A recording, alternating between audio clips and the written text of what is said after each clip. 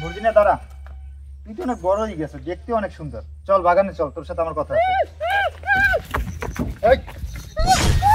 এই চল, আমি চেয়ারম্যানের ছেলে, আমি যা কমু তুই তাই করবি, নয়তো একেবারে মারি ফেলাম। চল আমার সাথে।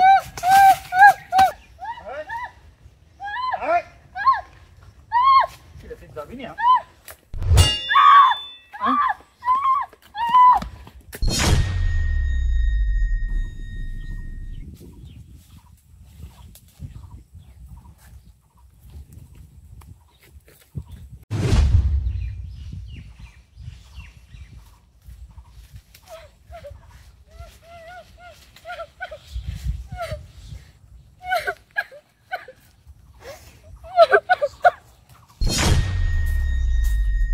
আজকে ভালো একটা এনজয় করলাম, চল এখন। দোস্ত, তুমি বোবা মেয়ের সাথে কাজটা আসলে ভালো করো না। এই যে তুই মানুষে জানাজানি হয়, তোমার আব্বুর কি ম্যানেজার থাকবে? আরে তুই চুপ থাক, ও বোবা মানুষ, ও তো কাউকে কিছু বলতে পারবে না। তারপরও তুমি একজন চেয়ারম্যানের ছেলে। ওইসে তোর এত জ্ঞান দেওয়া লাগবে না, তুই কাউকে কিছু বলিস না। চল এখন।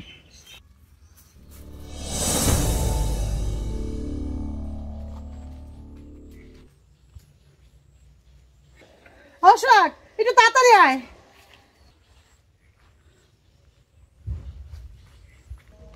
খালা ওর হলে এখন কই যাবেন? ওর নিয়ে একটু চেয়ারম্যানের বাড়ি যাবো।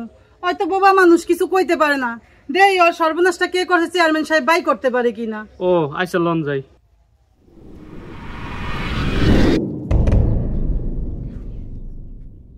মর্জিনার মা, আচ্ছা তুমি বলো তোমার জন্য আমি কি করতে পারি?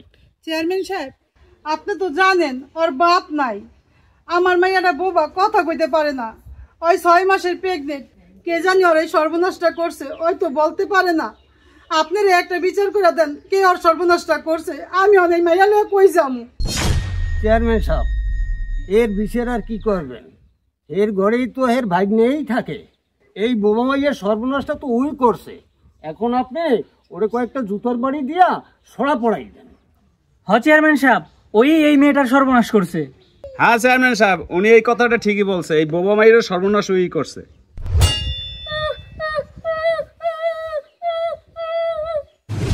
দেখছেন চেয়ারম্যান সাহেব, ওদের দুইজনের ভিতরে সম্পর্ক আছে, ওদের দেখছেন মারতে দিতে আসে না। চেয়ারম্যান সাহেব বিশ্বাস করেন, আমি ওর কোনো সর্বনাশ করি নাই, তারপর আমি ওর সারা জীবনের দায়িত্ব নিতে চাই। বাবা বাইরে যেতেছি, আমাকে কিছু টাকা দাও তো।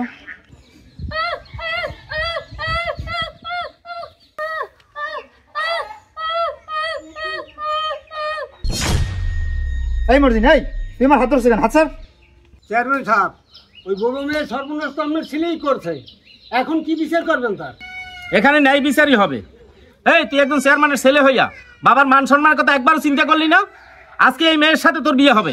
বাবা তুমি এটা কি বলতেছো? আমি এই বোবা মেয়েকে বিয়ে করতে পারবো না। বিয়ে করবি না মানে? এই মেয়েকেই তোর বিয়ে করতে হবে। মর্জিনার মা, তুমি চিন্তা করো না, আজকে থেকে তোমার মেয়ের দায়িত্ব আমি নিলাম। চেয়ারম্যান সাহেব, আপনার বিচারে খুশি হইলাম আমরা।